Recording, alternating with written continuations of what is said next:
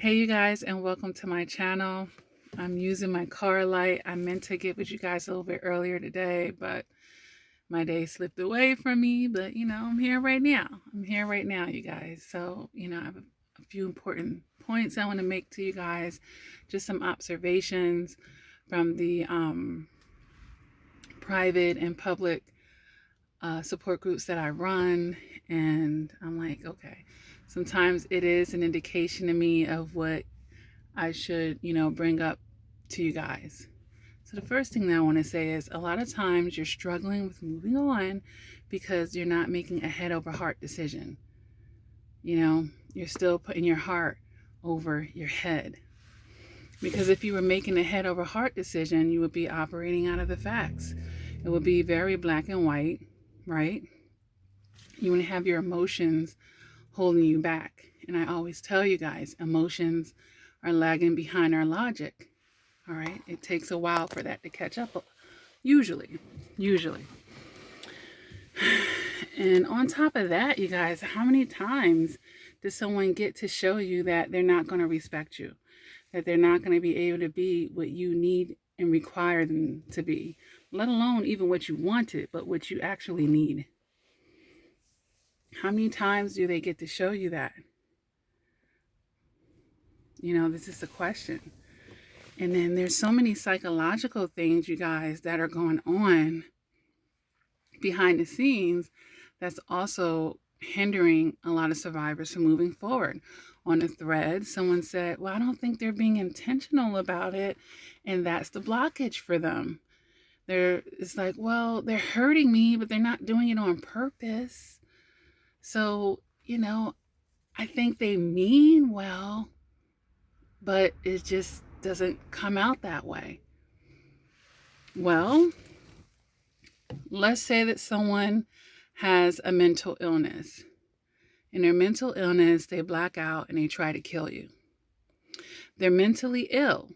So perhaps, when they're not blacking out, they're not trying to kill you. And when they do black out, they don't remember that they're doing it, but it's still a danger and a threat to you, even if they're just doing it out of their sheer ignorance, or out of their mental illness. Like I said, it's still being done, you guys. It's still being done. Why should you put yourself in harm's way? Love doesn't mean risking your life. It doesn't mean allowing yourself to get your ass beat and, all these negative things that happen with abusers. Whether they're just completely out of control or whether they're completely woke and sadistic and they know what they're doing every second of the way. And, I had to explain it to that survivor like that, like whether they're intentionally doing it or not, how's it working out for you? But this is why we have to be so careful about prematurely attaching to people. And this is exactly what manipulators and abusers want to happen. That's why they're love bombing you. They want you to prematurely attach to them. And then by the time you figure it out, your emotions are blocking your common sense.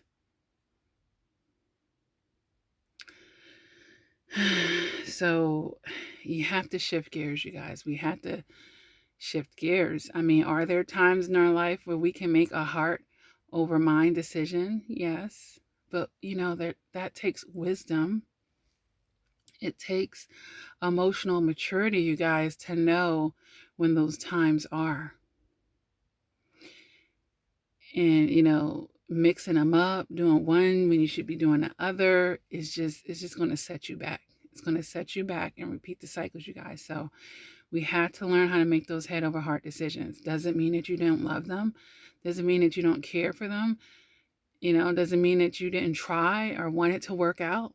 It just means that it's too dysfunctional. It's too toxic. And, whatever you want to have, you can still have it, just not with them. It's not giving up on your goals. Sometimes that's the blockage. Oh, all the time. Survivors have put in lots of times. I'm talking about over decades of it. You know, I've talked to all types of survivors, and that has been a blockage. Well, it's been X amount of years, and I've tried for all this time, and that's called making an investment, a poor one at that. You know, it was a poor investment, but you know, it was an investment. Nobody wants to pay into a house for 29 years and lose it on the 30th year. But here's the thing, with a narcissist, you're always going to be paying into it, and there's no return on that investment. You know, there's no return back. At least when you're paying for that house, you can pay it off, but there's no paying it off with a narcissist because they're never satisfied. You know, it's just always going to be toxic, you guys. So there's another way that I want you to look at this.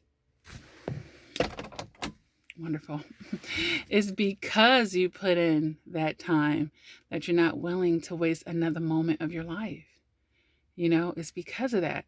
Because I gave them all those chances. You got to look at it that way. Well, okay, I was with them for this amount of time. They had all that time to get it right, and they didn't. That's all the more reason why, because you can never get time back. You can never get it back, you guys.